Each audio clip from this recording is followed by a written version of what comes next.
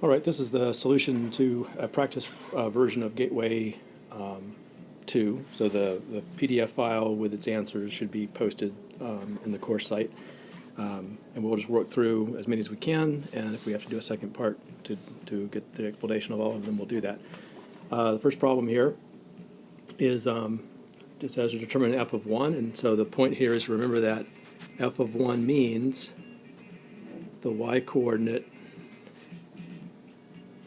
when x is 1. So even if we don't have a formula for f of x, like in this problem, I don't have to plug 1 into a formula to find f of 1. f of 1, in terms of a graph, gives us the y-coordinate. So it's very easy to find the point of the graph when the x-coordinate is 1. It's the point right here. And at that point, the y-coordinate is 0. So we'd say f of 1 equals 0. So that would be our answer. And if I wanted to explain it, like on a written test, I would say because the point 1, 0 is on the graph. Remember that the points on the graph are input-output pairs. So input 1, output 0 means the point 1, 0 is on the graph. All right, awesome. Second question is not on that page.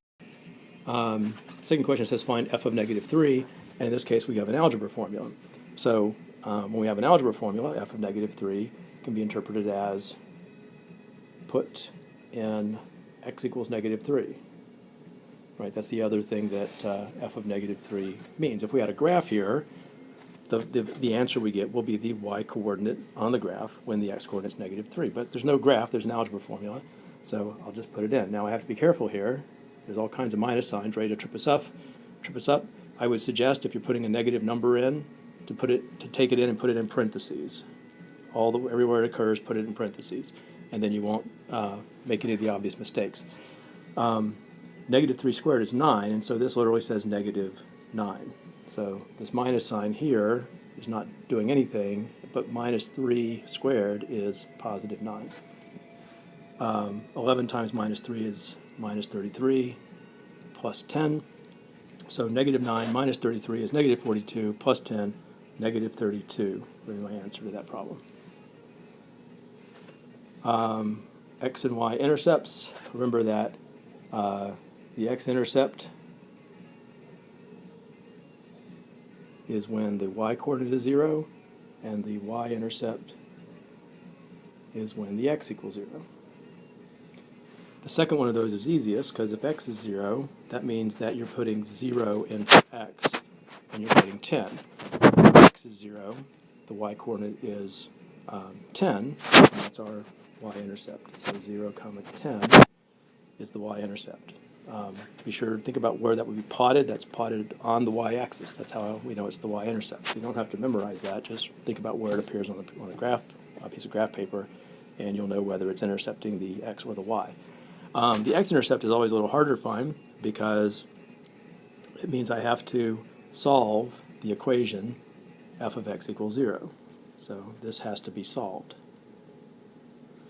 because y-coordinate is f of x. So the y-coordinate being 0 becomes an equation. So I'll just do that down here below.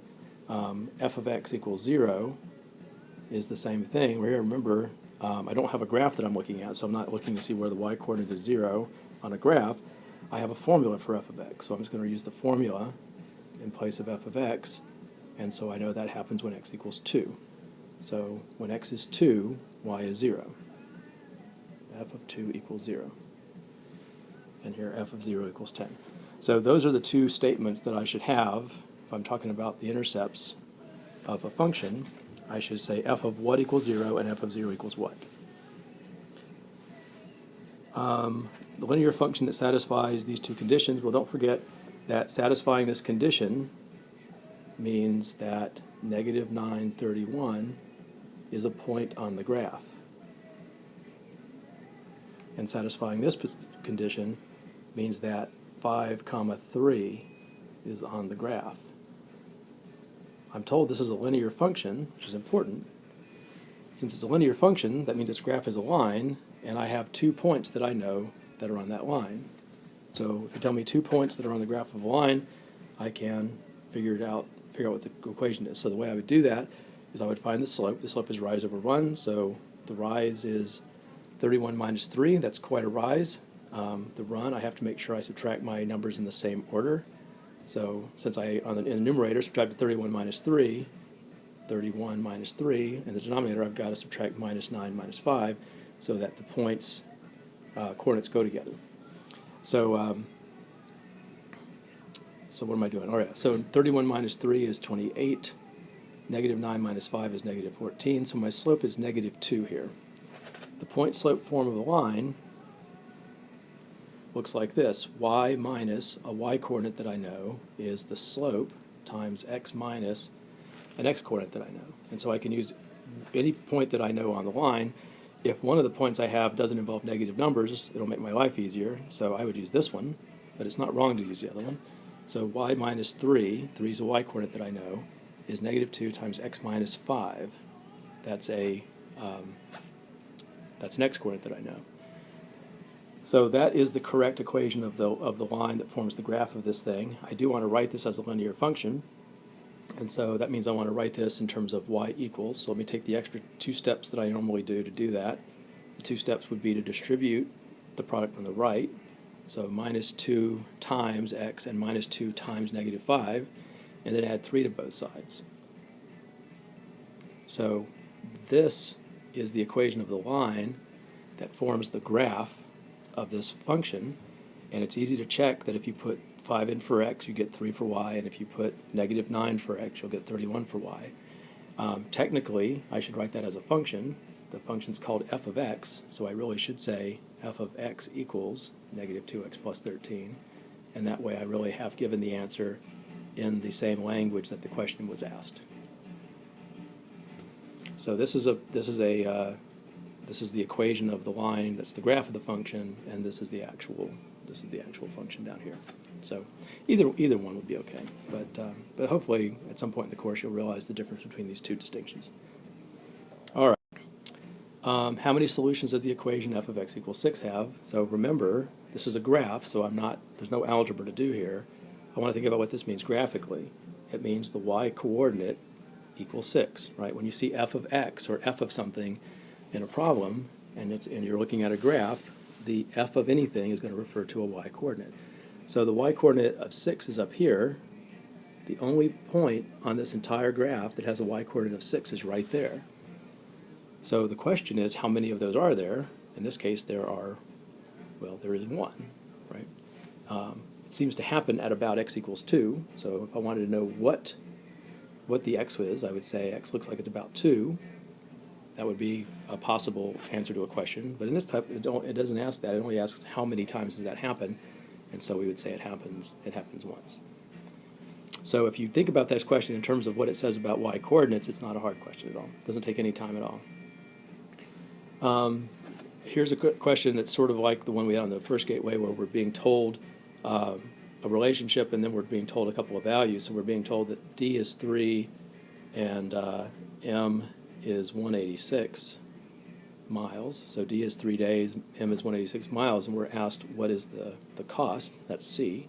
So c is supposed to be 30 times d plus 0.05 times m. So I don't actually know what that is, but you will have a calculator on this one, so you just figure out what that is, and that'll be the cost in dollars. So whatever that number is, you put it right there. In number 7, we're told to solve the equation f of x equals g of x, and we've seen that feels different if the functions are given to us as algebra formulas, or if they're given to us graphically. They're not given to us graphically here, so we're not going to say, well, this just means the 2 y coordinates are the same. Instead, we can just literally say f of x is 8x plus 2, and g of x is 4x minus 2. And so this equation, f of x equals g of x, is exactly the same thing as this equation. And this equation is easy to solve. If I subtract 4x from both sides and subtract 2 from both sides, I'll have x equals negative 1, which is easy to plug back in. Look at f of negative 1 is 6. G of negative 1 is, f of negative 1 is negative 6. G of negative 1 is negative 6. Those are the same, so that is correct. Right, so don't forget that, especially if for an equation where the answer is easy, it's a whole number, check it back into the original, the original conditions. How are we doing? Number 8 just asks us to evaluate a function, and so this is just substitution. Because we have an algebra formula here, we now have a graph. So I think of f negative 12 as plug in negative 12, and so 5 minus negative 12. See how I'm still following my convention that when I change an x into a negative number, I put that number in parentheses to make sure I'm reading it correctly. 5 minus negative 12 is the same as 5 plus 12. So what I want to do is do the arithmetic inside the absolute value first. So I'm not doing anything with the absolute value until the very end. And so the stuff inside the absolute value is positive 17. The absolute value of positive 17 is just positive 17. Right? Absolute value just says turn the value positive. If it's not, well, in this case, the value already was positive, so we don't have to do anything. So 17 would be the answer to number 8.